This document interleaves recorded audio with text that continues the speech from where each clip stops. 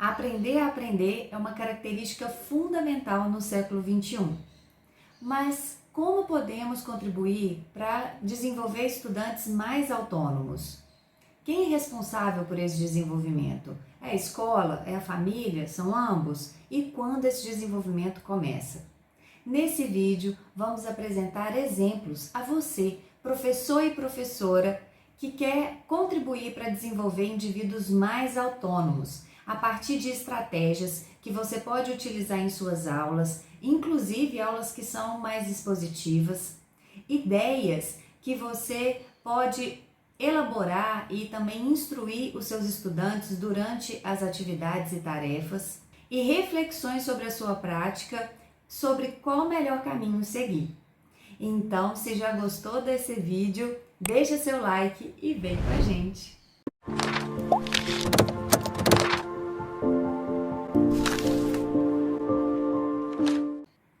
Eu sou Ana Paula Teles e estamos aqui para te ajudar a refletir sobre a sua prática, buscando caminhos para transformar a educação.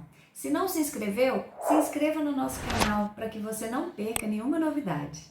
Atualmente tem se falado muito sobre a importância dos estudantes serem autônomos, só que essa recomendação ela é bem antiga. Paulo Freire, por exemplo, no livro Pedagogia da Autonomia, já falava que os professores precisam respeitar a autonomia dos estudantes. Ele relaciona essa autonomia com a curiosidade, a linguagem, o senso estético e a inquietude dos estudantes. E fala também que a autonomia se funda na responsabilidade que vai sendo assumida. Ou seja, é algo que vai sendo construído ao longo do tempo. Ao relacionar autonomia à curiosidade, lembramos imediatamente de Rubem Alves, que fala que nós professores precisamos nutrir o desejo pelo saber, pelo conhecimento, que precisamos perguntar mais e estimular os estudantes a também serem perguntadores, porque as respostas estão nos livros e estão na internet. Um panorama da BNCC mostra que a perspectiva de autonomia nesse documento está relacionada à proposta desses pesquisadores, pois envolve tomada de decisão, capacidade de se posicionar e de pensamento crítico, e de buscar e selecionar informações no sentido de que o estudante ele tem autonomia intelectual, ou seja, que ele seja capaz de aprender a aprender e continuar se desenvolvendo. Além disso, os projetos de vida do ensino médio, eles propõem aumentar ainda mais a autonomia dos estudantes, porque além deles terem que definir qual é o projeto de vida deles, eles precisam se organizar para atingir as metas, além de conseguir lidar com imprevistos e buscar informação. Essas capacidades de argumentação e pensamento crítico, nós já comentamos com você em outros vídeos. Se você não viu ainda, vou deixar o card aqui para você. Essas capacidades de argumentação e pensamento crítico, como a gente já mostrou em outros vídeos, elas podem ser desenvolvidas, inclusive, em aulas mais expositivas, pois estão diretamente relacionadas às formas como interagimos com os nossos estudantes, de modo que eles se posicionem, que eles analisem as falas dos colegas, para definir esse posicionamento, que eles apresentem argumentos e justificativas para sustentar esses posicionamentos. Então siga o conselho de Rubem Alves e faça muitas perguntas do tipo: por que você está pensando isso? Você concorda com o seu colega? Por quê? Ou como você ficou sabendo essa informação? Você pode me dar exemplos ou me explicar melhor? São perguntas que podem estimular esses posicionamentos e também apresentar mais justificativas e evidências do que eles estão pensando. A BNCC também expõe uma visão de autonomia associada a ações coletivas, como na competência geral 10. Essa característica, então, transcende o individual e se fundamenta em princípios éticos, democráticos, sustentáveis, inclusivos e solidários. Agora conta para nós, você já tinha pensado nessa perspectiva da autonomia coletiva? A neurociência nos ajuda a entender melhor essa relação entre autonomia individual e coletiva. Segundo essa linha de pesquisa, a autonomia está relacionada às funções executivas do cérebro. E o que são essas funções? Elas permitem o planejamento de ações para se atingir um objetivo. E também são essas funções que nos permitem distinguir o que é ou não apropriado para um determinado contexto social. Imaginemos agora um exemplo do dia a dia que está lá no livro Neurociência e Educação, Como o Cérebro Aprende. Uma mulher que trabalha fora e tem filhos vai planejar um jantar. E aí ela decide que vai sair mais cedo do trabalho, vai passar no banco para tirar dinheiro, fazer as compras no supermercado e depois buscar as crianças na escola. E depois ela vai para casa, onde vai começar a preparar a refeição. Nós temos então um planejamento global com subtarefas para atingir o objetivo, que é fazer o jantar. Suponha então que ela fique agarrada no trabalho e quando sai encontra um congestionamento. Ela pode então abreviar a ida ao supermercado para não se atrasar ao buscar as crianças, ou inverter a ordem, busca as crianças primeiro, depois vai ao supermercado. Pode deixar de passar no banco e usar o cartão de crédito, pode buscar uma outra via para poder sair do congestionamento. Ela poderia também ultrapassar semáforos, furar a fila do supermercado, passar em cima do passeio. Só que essas ações, elas não são apropriadas para o contexto social e precisam ser inibidas. A gente pode ver nesse exemplo que o planejamento ele foi individual, só que a tomada de decisões ela levou em consideração as normas que são definidas coletivamente e princípios éticos e democráticos. A escola também pode proporcionar situações pedagógicas que contribuem para o desenvolvimento da autonomia tanto individual quanto coletiva dos estudantes. E algumas atividades e estratégias que você, professor e professora, pode adotar são: 1. Dividir a atividade em pequenas tarefas. Inicialmente, você pode definir quais são essas tarefas menores, mas para que os estudantes consigam aumentar o nível de autonomia, é interessante que gradativamente você vá estabelecendo essa subdivisão coletivamente.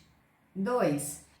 Definir prazos para cada tarefa. Inicialmente, você também pode definir quais serão esses prazos, mas é muito importante que os estudantes aprendam a ter consciência do tempo que eles levam para executar cada tarefa. Então, progressivamente, vá transferindo essa responsabilidade para eles. 3. Dar instruções claras. E, dependendo do nível de autonomia que os estudantes têm, é interessante apresentar um exemplo para que eles compreendam melhor como que é para ser executada a tarefa e também estimule-os a ir além desse exemplo, né? Para que eles desenvolvam a criatividade e outras capacidades também. 4. Atribuir diferentes responsabilidades para cada aluno ou grupo de estudantes. Dessa forma, a tarefa só fica completa se cada um fizer a sua parte. E essa estratégia é interessante porque, além de desenvolver a autonomia, também desenvolve o senso de comunidade.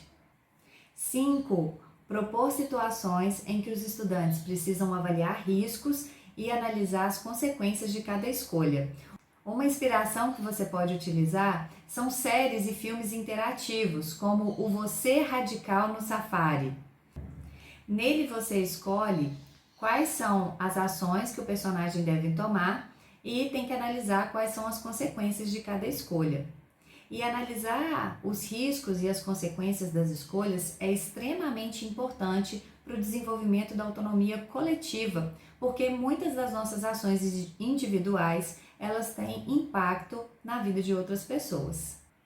E a última dica: refletir sobre os próprios erros. Você pode fazer isso através de uma autoavaliação, mas é super importante que ela não seja tão aberta, né? Estabeleça critérios. Esses critérios podem ser definidos com um nível menor de autonomia, no caso você define, ou também pode ser definido coletivamente, o que é muito interessante para que os estudantes se envolvam com o processo e possam fazer autoavaliações mais pertinentes.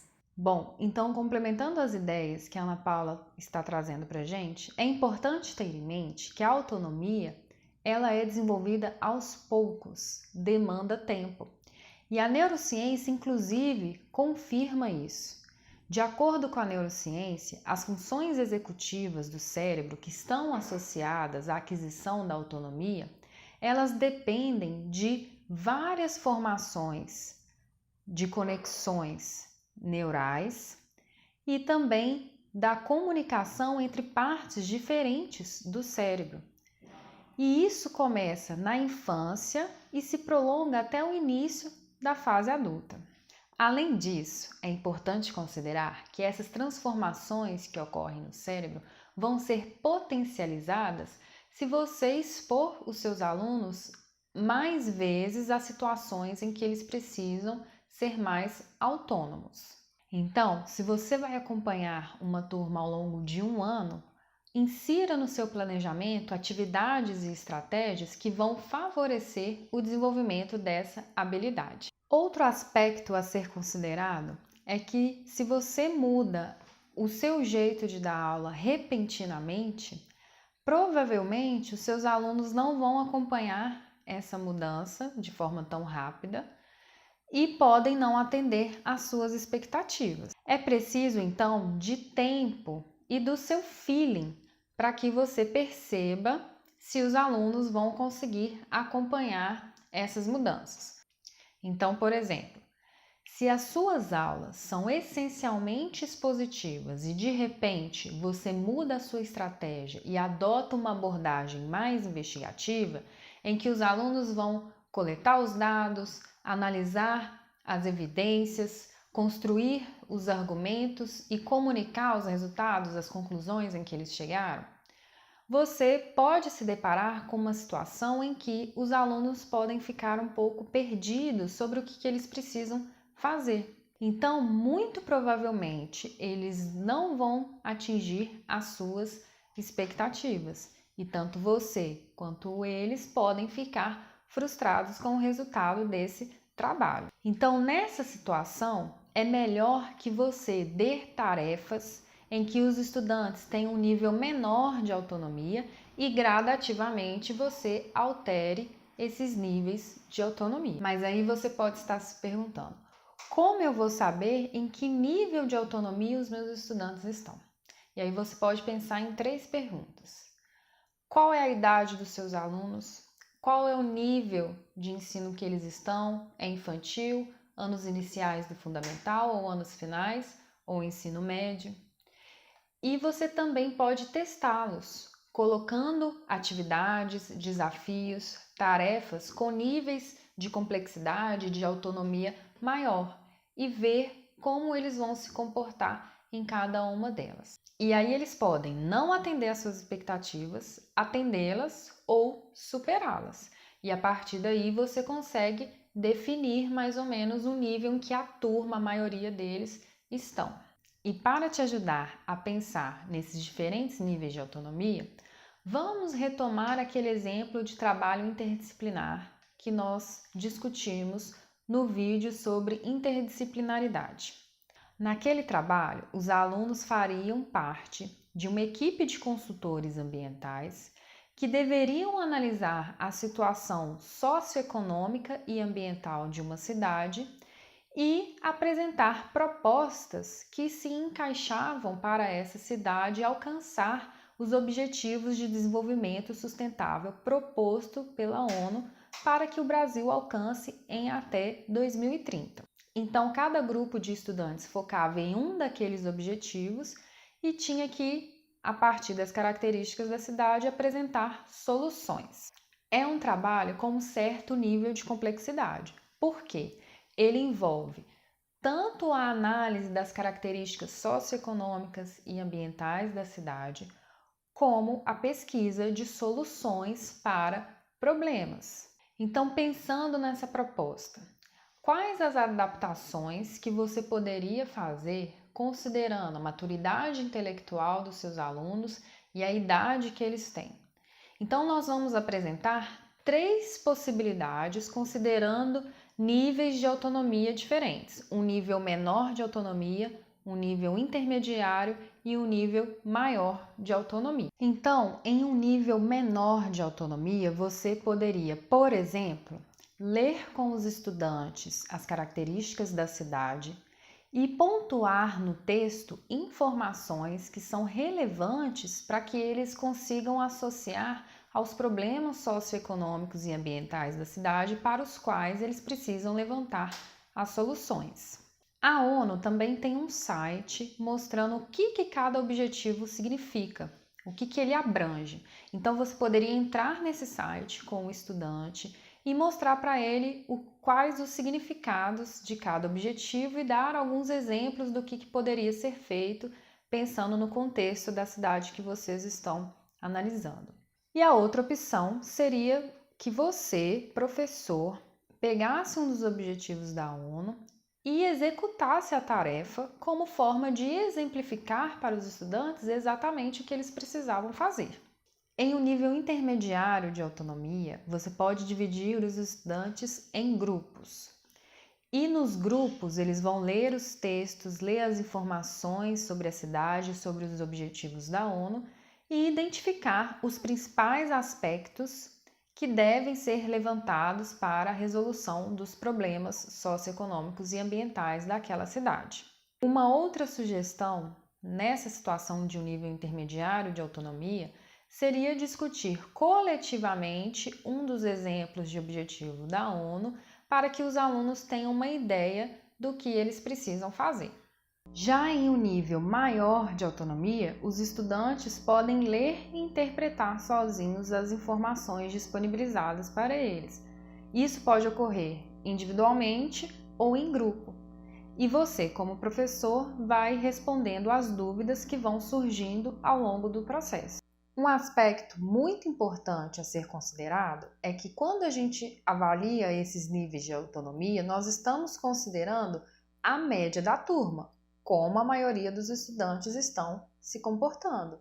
Mas possivelmente você pode ter alunos que vão destoar um pouco dessa média. Por isso, é importante que você tenha atenção a esses estudantes com menor autonomia para ajudá-los a se desenvolver e também a esses estudantes que têm mais autonomia do que a média da turma.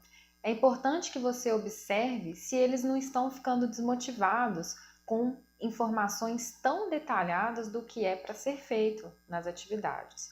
Uma opção para esses estudantes é que você os coloque como monitores de trabalho para que eles ajudem outros alunos que têm mais dificuldade a executar essas tarefas das atividades ou projetos que estão sendo propostos.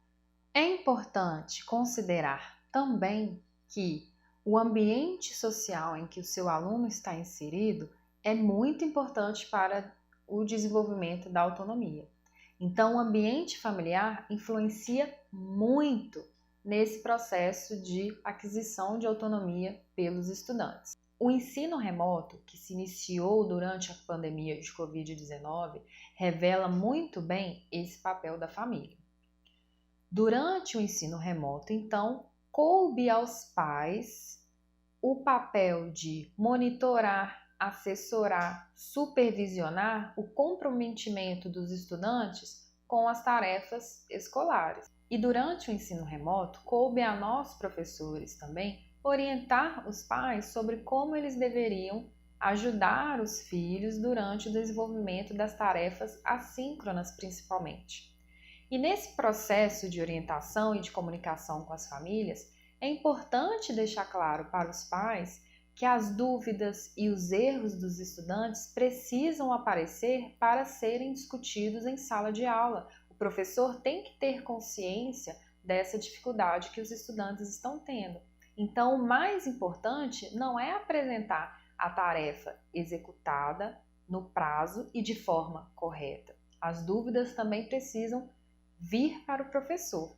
E é importante também deixar claro para as famílias que ajudar os filhos a fazer as tarefas é totalmente diferente do que fazer a tarefa por eles. É preciso que o professor sinta como que o estudante está desenvolvendo e como ele está acompanhando aquele conteúdo e aquela instrução para aquela tarefa. Fez sentido para você essas ideias? Compartilhe conosco se você já tenta promover a autonomia dos seus estudantes. O seu feedback é muito importante para nós. Até a próxima! Até mais!